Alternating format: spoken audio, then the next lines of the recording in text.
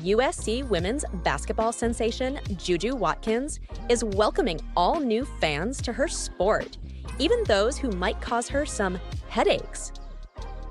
The remarkable ascent of Caitlin Clark has brought a surge of new enthusiasts to women's basketball, alongside extensive media coverage and ongoing debates between longtime fans and newcomers. These discussions often revolve around Clark's treatment within the league, by fellow players, and in the media. Some veteran women's basketball stars have criticized certain supporters of Clark, urging them to reconsider their involvement with the sport.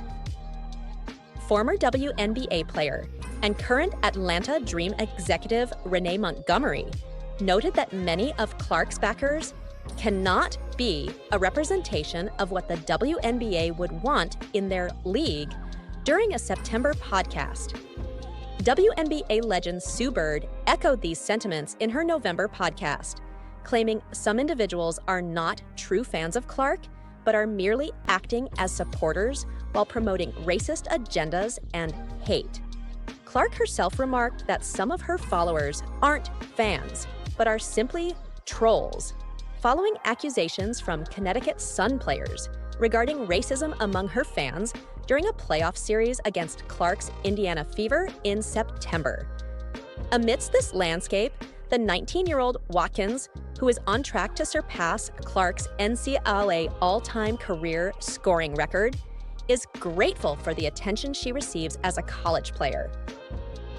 So many new fans entering the sport can sometimes be not necessarily challenging, but more like a headache. Not a lot of people know what they're talking about sometimes, but it's great for the sport. The fact that people are watching is enough on its own, Watkins expressed in an exclusive interview with Fox News Digital when discussing the challenges posed by the sport's newfound popularity. We would like the atmosphere to be positive, but that won't always be the case. As long as we continue to grow and increase viewership, that's all we can ask for. Watkins even expressed a desire for these fans to support her, stating that even if they end up hating her, she will appreciate their attention. When asked if she hopes the sport's controversial new fans will cheer for her, Watkins responded, "Oh yeah, I love supporters, and I also love haters. I think that's just a part of the game. There are so many sides to it. It's the nature of the game, and there will always be both negative and positive aspects." One of the recent controversies involving Clark arose when she was named Time Magazine's Athlete of the Year. Some members of the WNBA, including Washington Mystics owner Sheila Johnson during a CNN interview, voiced criticism of this decision. Johnson stated that Clark was selected due to the way media plays out race, arguing it failed to adequately recognize other players in the league. Conversely, Watkins believes Time made an appropriate choice.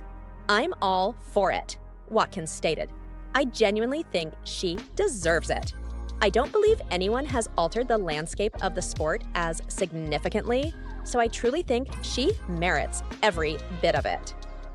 Clark inadvertently sparked backlash among her supporters during the Time interview when she remarked, "As a white person, there is privilege." "It's super dope," Watkins responded when asked about Clark's comments on white privilege. For her to bring that to light was commendable. Clark has acknowledged the controversy her remarks generated and, like Watkins, welcomes both the positive and negative attention it has brought. With the current trajectory of the WNBA, you want that attention and embrace it. That's what makes this so enjoyable, Clark noted, regarding the backlash during the A Year in Time event in New York on December 11th. Controversy has significantly contributed to the increased popularity of women's basketball over the past 2 years. The rivalry between Clark and Angel Reese became one of the most talked about in sports following their encounter in the 2023 NCAA Women's Basketball Championship, where Reese's LSU Tigers triumphed over Clark's Iowa Hawkeyes. Reese's gesture of pointing to her ring finger at the conclusion of that game ignited widespread debate. Subsequently, after Clark guided her team back to the title match in her senior year of 2024, the women's championship surpassed the men's game in television ratings for the first time in history. Watkins is optimistic that the women's college game will continue to attract larger audiences than the men's, and she is committed to contributing to that success as one of the premier stars in the college arena. "I think it's definitely a trend now," Watkins remarked, regarding the increasing attention on the women's college game from male viewers. Watkins cited her recent matchups against UConn star Paige Buchers as an example of what can keep audiences engaged in their sport, particularly with Clark and Reese now playing professionally. The USC versus UConn game on December 21st drew an average of 23 million viewers, marking it as the second highest rated game ever aired on Fox Sports, and the most watched women's college basketball game of the season. For that not even to be a March Madness matchup, and to see those numbers, I can only imagine what it will be like in March, Watkins expressed. USC sophomore guard Juju Watkins has emerged as the leading figure in women's college basketball, succeeding Caitlin Clark. This season, Watkins is averaging 25.1 points per game for the 14-1 Trojans, currently ranked 4th in the AP poll. Over the course of 49 career games, she has scored 1,297 points, placing her on track to surpass Clark's all-time NCAA scoring record. Watkins has frequently praised Clark in the past and reiterated her admiration this week during an interview with Fox News Digital's Jackson Thompson. In December, Clark received the title of Time Magazine's Athlete of the Year. During a comprehensive interview with the publication, the former University of Iowa star and current Indiana Fever player acknowledged the impact of white privilege on her career.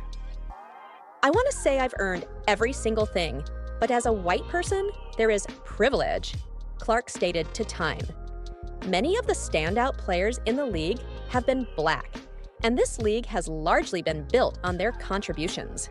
We need to appreciate, highlight, and discuss this, while urging brands and companies to invest in the players who have made this league exceptional. Continuing to elevate Black women is crucial, and it will be a beautiful thing." While some, including several of Clark's fans, expressed anger over her remarks, Watkins conveyed her appreciation. "It's super dope," Watkins remarked to Fox News Digital. "For her to bring that to light was cool."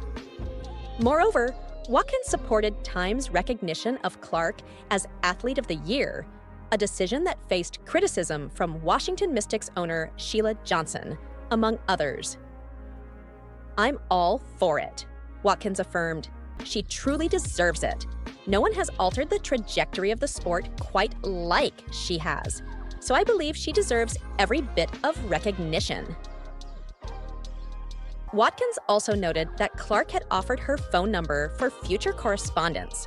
Although the USC star has not yet reached out, she looks forward to seeing Clark in person when the Trojans visit Iowa on February 2nd.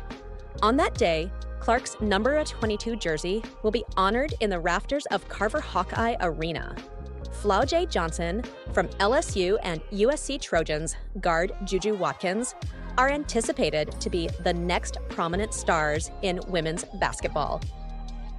Fans are excited to witness these collegiate rivals compete in the Unrivaled League, set to commence on January 17th.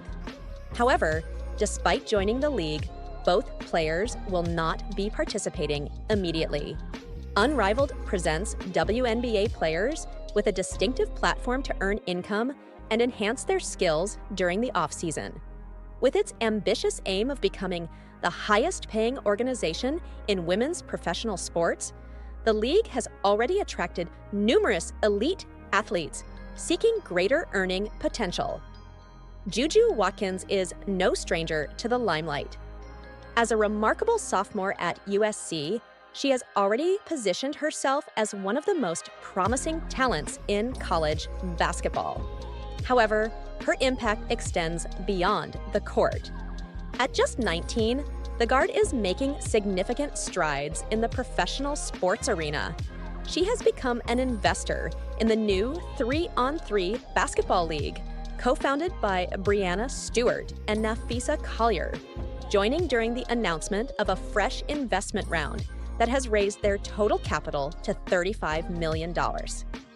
Watkins now stands alongside a distinguished group of investors, including NBA superstar Giannis Antetokounmpo, Olympic champion Michael Phelps, and South Carolina coach Dawn Staley. In a recent appearance on Good Game with Sarah Spain, Juju Watkins discussed her choice to support Unrivaled and what the future may hold for her in the league, also alluding to other potential opportunities. Yes, for sure. I have plans to play in Unrivaled, Watkins stated. I'm truly dedicated to growing the game as best as I can. And if I have the opportunity to do that now, of course, that's what I'll pursue. I was thrilled to be part of this new wave and hopefully play in the league someday. However, her ability to play is constrained by the WNBA's current collective bargaining agreement, which stipulates that Watkins cannot turn professional until 2027. This implies that fans eager to see her on the court in Unrivaled will have to wait until at least 2028 for her debut. While Juju Watkins has yet to formally join Unrivaled, the league has engaged NIL deals with college stars like Flau'jae Johnson, who will come on board following the completion of her college career. Adding Watkins as a future player, not merely an investor, would provide a significant boost for Unrivaled. Flau'jae Johnson, a standout player and rapper from LSU, became the latest women's basketball star to sign an NIL deal with Unrivaled, as reported by the Sports Business Journal. As a 2024 All-SEC tournament player, Johnson was in her junior season with the LSU Tigers at the time. Her decision to sign with the league signifies an exciting progression in her career, further enhancing her remarkable journey. For Flau'jae Johnson, joining Unrivaled is not solely about basketball. It's also about financial independence and the opportunities it creates for women in sports.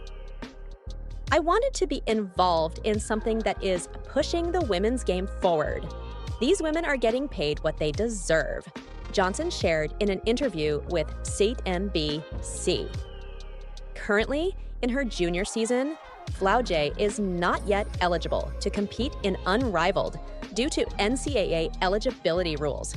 This restriction allows Johnson to continue her competition with the Tigers while capitalizing on name, image, and likeness (NIL) opportunities, such as her deal with Unrivaled. Although she cannot yet compete, her NIL deal with the league is a transformative opportunity. It emphasizes her emerging talent and secures her long-term success by providing an equity stake in Unrivaled. The organization also intends to leverage Flau'jae Johnson's influence to promote the league throughout her college season. Additionally, they are committed to supporting her aspirations in the music industry, underscoring their confidence in her abilities. While Watkins and Johnson are not yet in a position to compete, their roles as investors and influencers in the league represent a significant advancement for women's sports. Their agreements spotlight the increasing acknowledgement of their skills and potential, paving the way for future participation when the time is appropriate. Presently, their primary focus remains on their college careers, yet both athletes are ready to make an impact in the professional realm as soon as they become eligible.